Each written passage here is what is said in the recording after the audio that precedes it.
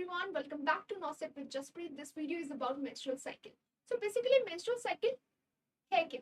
We will start with the definition and believe me in this video the concepts of the menstrual cycle will be clear to you all, right?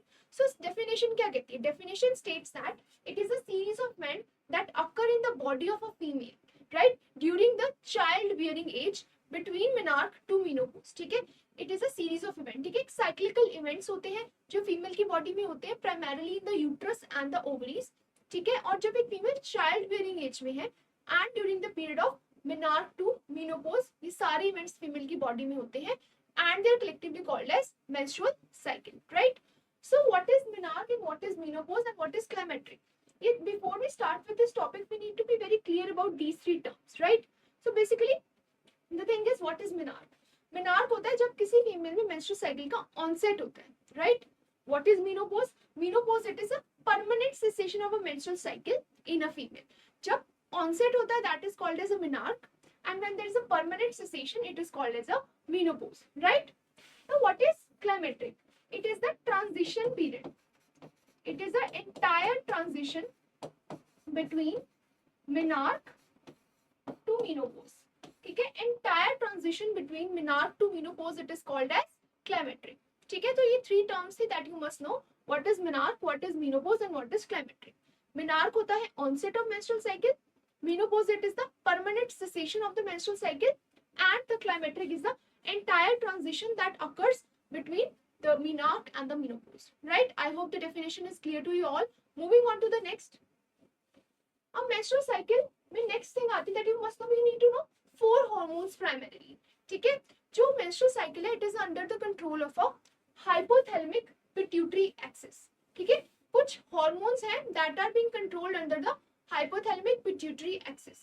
So होता क्या है? First is कौन सा hormone? Hypothalamus में एक hormone present होता है which is GnRH. GnRH stands for the gonadotropin releasing hormone, ठीक है? गोनाडोट्रोपिन रिलीजिंग हार्मोन होता है GnRH. सो GnRH में दो हार्मोन्स आते हैं, FSH आता है और एक LH आता है, ठीक है? सो hypothalamus will release a hormone GnRH which is gonadotropin releasing hormone which will act on the interior lobe of the pituitary gland to release two hormones. One is FSH, other is LH. FSH is follicle stimulating hormone and LH is luteinizing hormone, ठीक है? FSH is follicle stimulating hormone and LH is luteinizing hormone. अब follicle stimulating hormone क्या करता है? It will act on the ovaries and it will cause the development of the follicles, ठीक है? जो भी females में primordial primary follicles हैं, it will lead to the formation of a mature Graafian follicle, ठीक है? And if you talk about LH, LH is the luteinizing hormone which is responsible for the ovulation, ठीक है? We all know that Graafian follicle के अंदर it's mature ovum, right? जब ये rupture होता है तो ovum release होता है. So that process is called as ovulation. And ovulation किस hormone के influence के अंदर होती है? LH surge, ठीक है? जो ovulation का concept है, Graafian follicles, everything will be discussed in the video in the subsequent parts, right? So if we talk about the phases, जब भी हम मेंस्ट्रुअल साइकिल को डिस्कस कर रहे हैं एज इट ऑलरेडी टोल्ड इसमें चेंजेस होते हैं यूट्रस में भी और ओवरीज में भी, right? So if we talk about the phases of menstrual cycle in the uterus, one is first is menstruation phase, second is proliferative phase and third is the secretory phase. ये तीनों phases किसके हैं? Menstrual cycle के हैं under the uterus cycle, ठीक है? Menstruation phase, proliferative phase and the secretory phase. हम इन तीनों फेजेस को वन बाय वन डिस्कस करेंगे so that the concept of menstrual cycle gets clear, right? So let's start with the first phase which is the menstrual cycle. अगर हम बात करते हैं menstrual cycle की, approximate duration is some 4 to 5 days. And let me make one thing very clear, हम जब भी menstrual cycle को स्टडी करते हैं we assume that the cycle is of 28 days, ठीक है? हम डिस्कस कर रहे हैं मेंस्ट्रुअल साइकिल, तो we assume that जो menstrual cycle we are discussing it is of 28 days. However, the length can vary from 28 days, 30 days and 35 days as well, right? It depends. So, menstrual cycle कब होती है? Menstrual cycle will occur if ovum is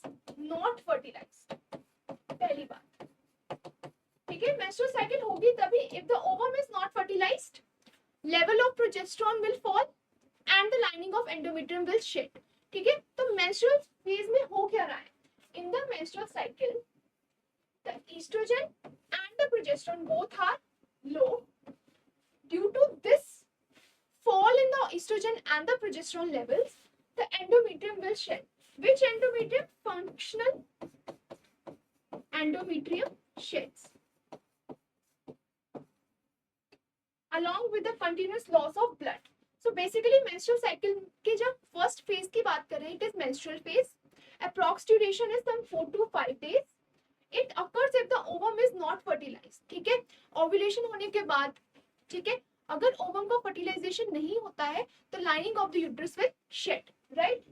And this is shedding. Why it is shedding? क्योंकि estrogen और progesterone के level fall कर जाते हैं, ठीक है? And in the menstrual cycle, in the menstrual phase, the functional endometrium will shed off. हमें पता है endometrium की 2 layers होती है. One is basal layer and the functional layer. जो functional layer होती है endometrium की, वही shed करती है during the menstruation, ठीक है, along with the continuous loss of blood, ठीक है.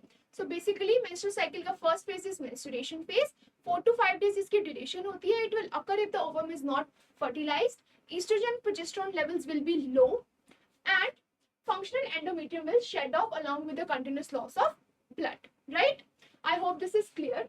If we talk about this diagram, ठीक है, अब हम बात कर रहे हैं 4 to 5 days, first 4 to 5 days में there is a shedding of the functional endometrium, ठीक है, functional endometrium is shedding and along with the shedding धीरे धीरे क्या होता है, जो FSH है वो इसके बाद it starts to rise, ठीक है, पहले endometrium shed होगी, subsequently follicle stimulating hormone का लेवल धीरे धीरे rise करना स्टार्ट कर देगा, राइट? ये दो चीजें that you must remember, ठीक है.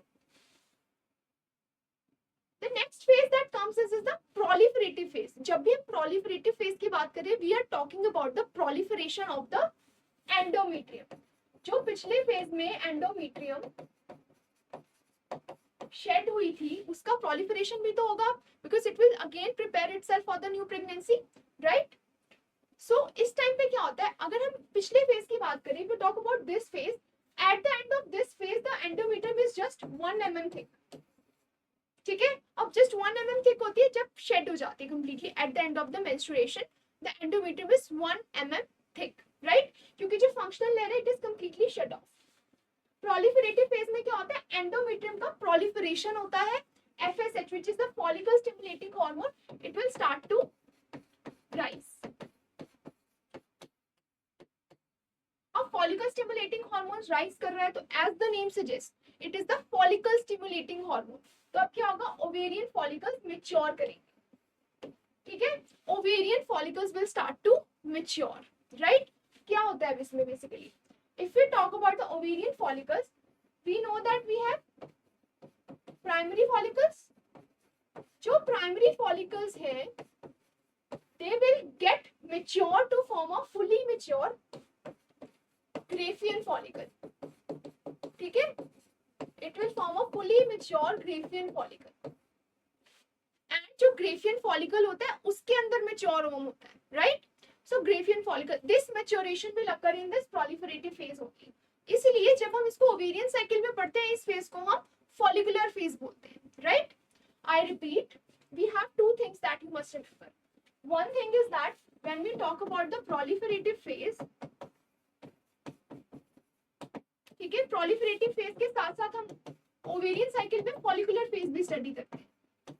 This is occurring in the ovary and this proliferation is occurring in the uterus. क्योंकि cyclical changes तो ovary और uterus दोनों में ही हो रहे थे, right? And when we talk about the proliferation of the endometrium, it is the thickening of the endometrium that increases.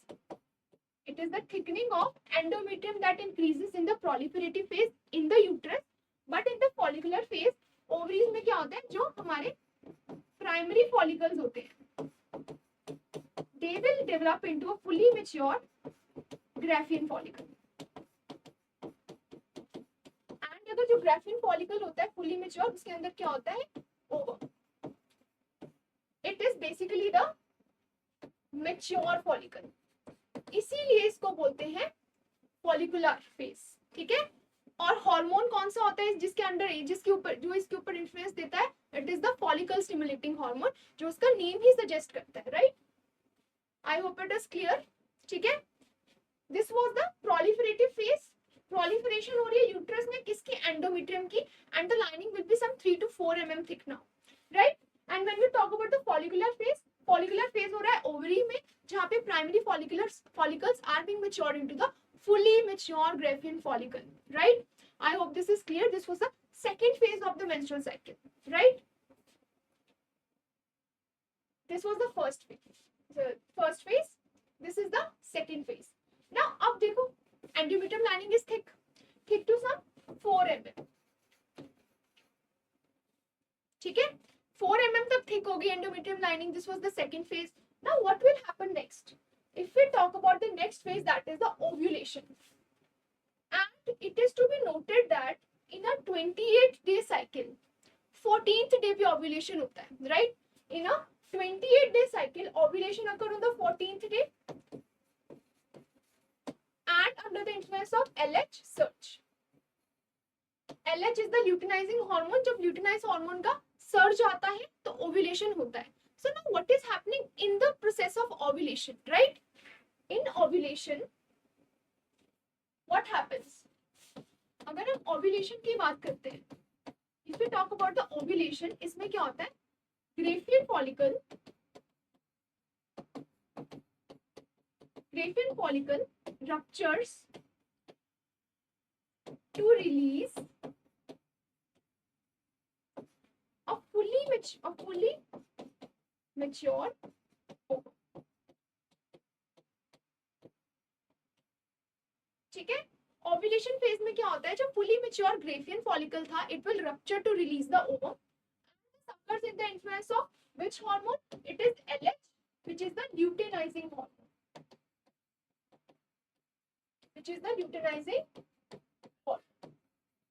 The next thing that you must know in the ovulation phase is that कि जैसे suppose अब Graafian follicle ने rupture करके ovum तो release कर दिया, ठीक है। Now there will be two scenarios. Now Graafian follicle is ruptured. उसके remnants को बोला जाता है remnants of Graafian follicle. It is called as corpus luteum.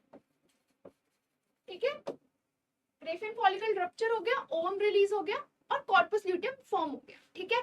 Now दो scenarios हैं, ovum will be fertilized, ovum या तो हो जाएगा fertilized या फिर ovum will be not fertilized. दो ही सिनेरियोज हैं. अब Graafian follicle is ruptured, ovum is released, the remnant corpus luteum is formed. ठीक है, दो सिनेरियोज हो सकते हैं, या तो ovum will be fertilised and ovum will not be fertilised. Ovum के फर्टिलाइजेशन के लिए you should know the life span of the ovum, it is some 12 to 24 hours. जो ओवम है वो वाइबल रहता है आफ्टर द रिलीज. ठीक है, अब ओवम नॉट फर्टिलाइज्ड है तो क्या होगा? अगर ओवम फर्टिलाइज हो गया है, सबसे पहले what will happen, the corpus luteum, जो कॉर्पस ल्यूटियम फॉर्म हुआ था, it will release progesterone. Now progesterone क्या करता है? P for progesterone and it is the pregnancy maintaining hormone. It is a pregnancy maintaining hormone. जो progesterone है वो क्या होता है? Progesterone is a pregnancy maintaining hormone. जो कॉर्पस ल्यूटियम होता है, अगर तो ओवम फर्टिलाइज हो गया है, ठीक है, तो corpus luteum will remain in its place. It will release progesterone and it will newly maintain the pregnancy for first trimester. ठीक है, जब तक प्लेसेंटा फुली डेवलप नहीं हो जाता है, फंक्शनल नहीं हो जाता है, corpus luteum is responsible for maintaining the pregnancy, right. So progesterone ये रिलीज करता है. Progesterone is a pregnancy maintaining hormone. That means what? Corpus luteum, it will release progesterone, and the progesterone is responsible for what? It is responsible for maintaining the thickness of endometrium. ये था scenario. अगर ovum fertilise हो गया है, corpus luteum viable रहेगा, it will release the progesterone and it will maintain the pregnancy by maintaining the thickness of the endometrium. ये तो हो गया first scenario. But what was the other scenario that we were discussing? If the ovum is not fertilized, ठीक है, it will lead to the regression of corpus luteum. अगर ovum fertilised नहीं हुआ है तो कॉर्पस ल्यूटियम विल रिग्रेस. जब corpus luteum regress कर जाएगा तो opposite things will happen. What? Progesterone will fall, pregnancy will not be maintained and the lining of uterus will shed. ठीक है, ये होता है इन द सब्सिक्वेंट फेजेस. ठीक है, सो अभी तक वी वर डिस्कसिंग दैट. सबसे पहले वी डिस्कस द हार्मोन्स.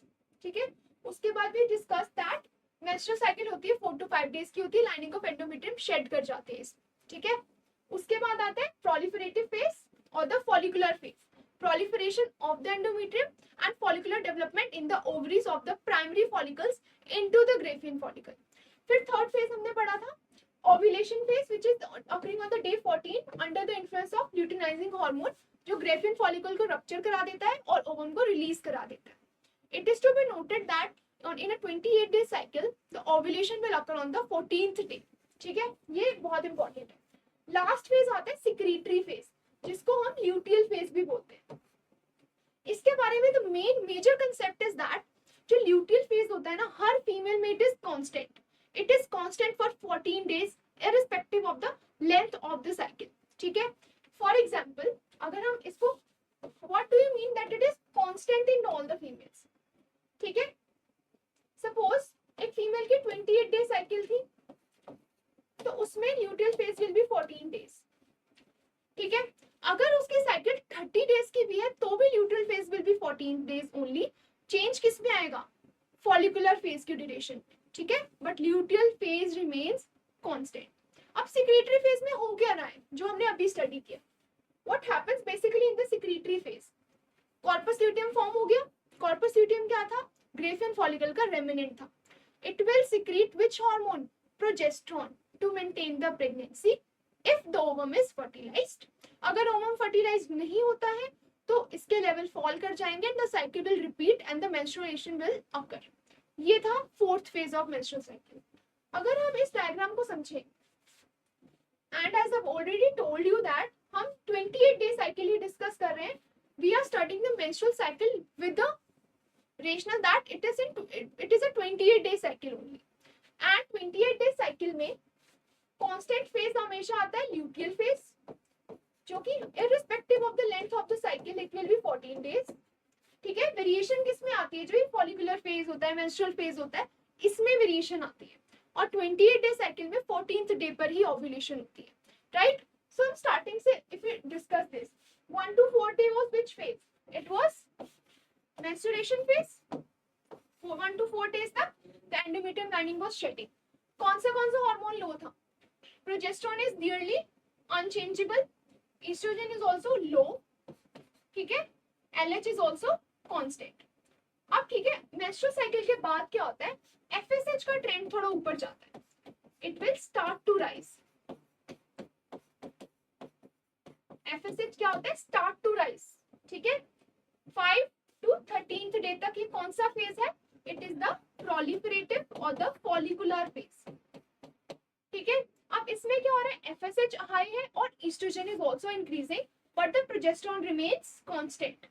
ठीक है, अब डे 14 पे जाके क्या होगा?